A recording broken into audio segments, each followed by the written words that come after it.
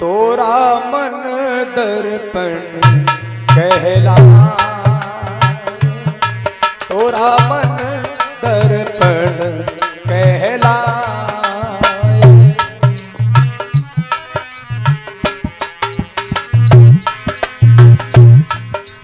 एक विद्वान कहता है, अगर सच्चा दर्पण है, सच्चा ज्ञान है, अगर प्राप्त करने का साधन है तो मन है। मन दर्पण कहलाए, तोरा मन दर्पण कहलाए।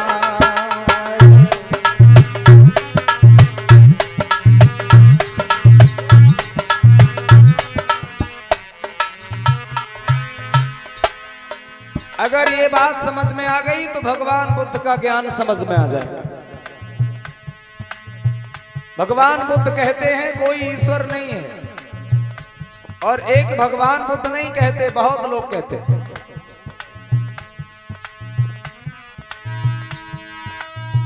भले बुरे सिगरे पर मन को देखे और दिखाए, तोरा मन दर्पण कहलाए, तोरा मन दर्पण कहलाए।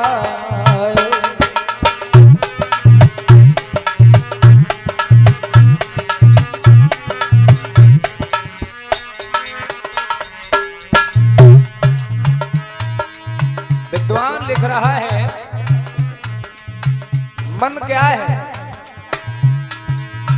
मन ही देवता, मन ही ईश्वर, मन से बड़ा न को।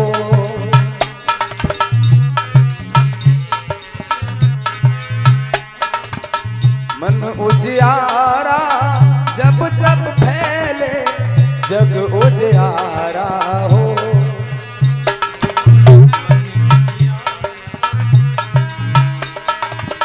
इस उजले दर्पण पर प्राणी धूल न जमने पाए, तोरा मन दर्पण कहलाए, तोरा मन दर्पण कहलाए, तोरा मन दर्पण कहलाए, तोरा मन दर्पण कहलाए।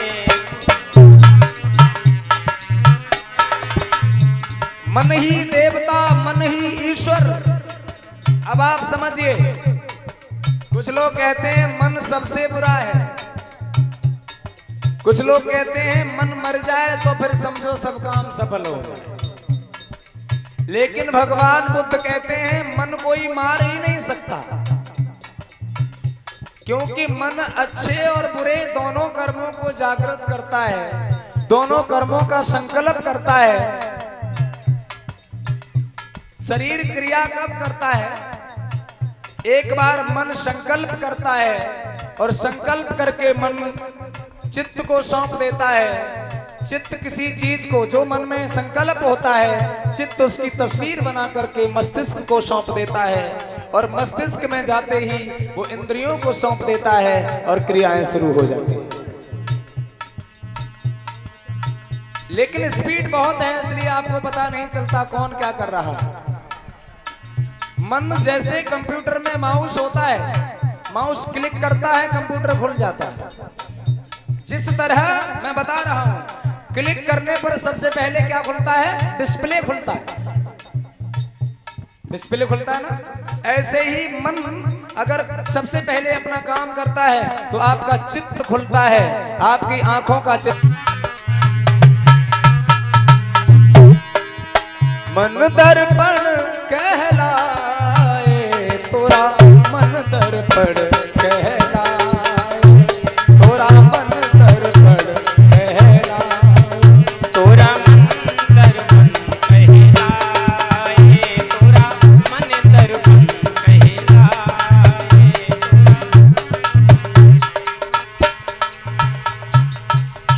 अगर मन नहीं कुछ कर सकता है तो समझ लो कुछ नहीं हो सकता।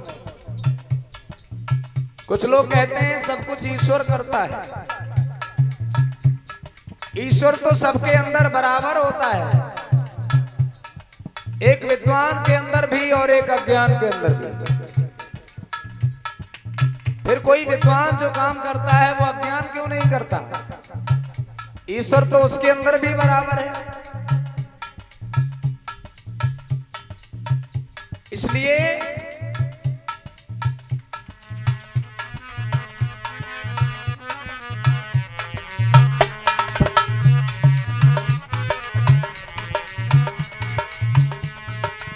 सुख की कलियां दुख के कांटे मन सबका आ जाए,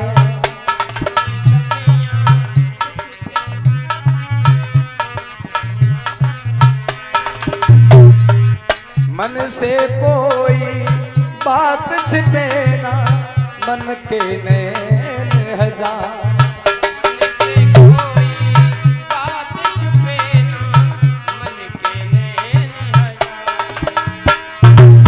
जग से चाहे भाग ले कोई, मन से भाग न पाए, थोड़ा मन दर्पण कहलाए, थोड़ा मन दर्पण कहलाए, थोड़ा मन दर्पण कहलाए, थोड़ा मन दर्पण कहलाए, थोड़ा। ईश्वर बहुत शक्तिशाली बताया जाता है। ईश्वर सबको देखता है, लोग कहते हैं ईश्वर चलता है, ईश्वर सब कुछ करता है। और मैंने तो ये देखा है कि लोग मूर्तियों के अंदर प्राण प्रतिष्ठा करते हैं, मतलब प्राण डाल देते हैं। अब मैं आपसे पूछना चाहता हूं, अगर मूर्ति में प्राण डाल दिए गए तो फिर पुजारी मंदिर में ताला क्यों लगाता है? किसी आदमी को कमरे में बंद कर दो, बाहर से ताला लगा दो, आपको किसका डर है? चोर का डर है, किस मूर्ति का डर है कहीं ये घर से लेके ना भाग जाए?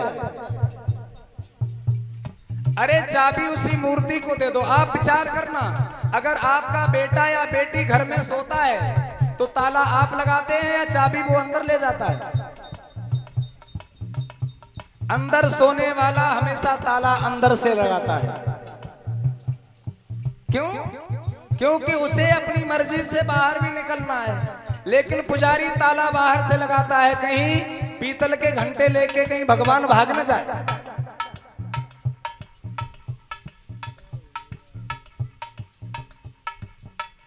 आप खुद सोच सकते हैं। अब ये डर नहीं, पता नहीं समझ में आ रहा है कि चोर का डर है या भगवान का डर है। अगर भगवान का डर है तो फिर ताला बाहर से लगाया जाए, कोई बुरी बात नहीं। चोर का डर है तो भगवान को चाबी दे दो, वो अपना अंदर लगा लेंगे। लेकिन मैं तो कहता हूं कि भगवान को ताला लगाने की जरूरत ही क्या है, कि वो तो भगवान है, शक्तिशाली है। अंगुलीमाल भगवान बुद्ध के सामने आया, भगवान ने क्या कोई तलवार उठाई थी? क्योंकि भगवान शक्तिशाली होते हैं और भगवान को ना हथियार की जरूरत होती है और ना किसी चाबी और कुंजी की जरूरत है। इसका मतलब ये हुआ कि कोई ईश्वर नहीं है, ईश्वर के नाम का हम लोगों को जबरदस्ती ठप्पा लगाया जा रहा है। कोई प्राण प्रतिष्ठा नहीं कर सकता, कोई किसी में प्राण नहीं डाल सकता। अरे बार बार पत्थर की मूर्ति में प्राण क्यों डालता है? अगर गांव का कोई मर जाए तो उसमें प्राण डाल दे, वो तो तैयार है, उसमें आंत भी है, आंखें भी हैं, केवल बोलना बंद हुआ है, लेकिन उसमें नहीं डालेगा, केवल पत्थर की मूर्ति में डालेगा। और वो भी पूरी तरह, ना उसमें आंत है, ना पेट है, ना आंखें हैं, ना दांत है, कुछ नहीं। और उसी के सामने रोजाना खाना लेके बैठेगा, लो खा लो। मैं आपको बता रहा हूं, समझने की जरूरत है। इसी को आडंबर और अंधविश्वास कहते हैं, इसी को पाखंडवाद कहते हैं। अगर प्राण प्रतिष्ठा करने की क्षमता है तो जो पंच शरीर बना हुआ है, जिसमें सब कुछ है, उसमें प्राण डाल दे। क्योंकि प्राण डालने की क्षमता नहीं है। प्राण के नाम से, प्राण प्रतिष्ठा के नाम से केवल दक्षिणा लेने का काम करता है। इसलिए जग से कोई भाग ले चाहे, मन से भाग न पाए।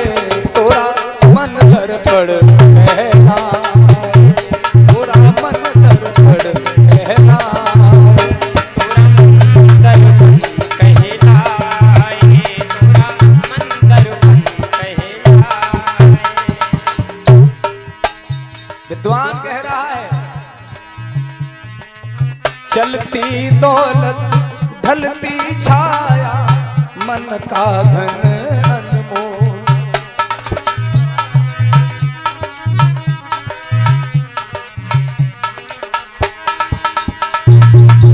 तन के कारण मन के धन को मत माटी में रो।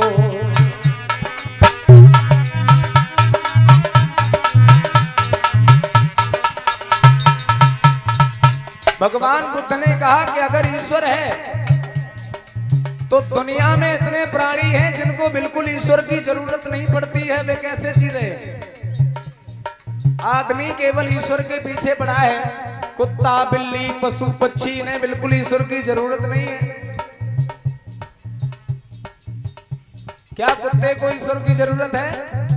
क्या बिल्ली को ईश्वर की जरूरत है? केवल जरूरत है तो इंसान को जरूरत है, और वो भी केवल भारत के इंसान को जरूरत है।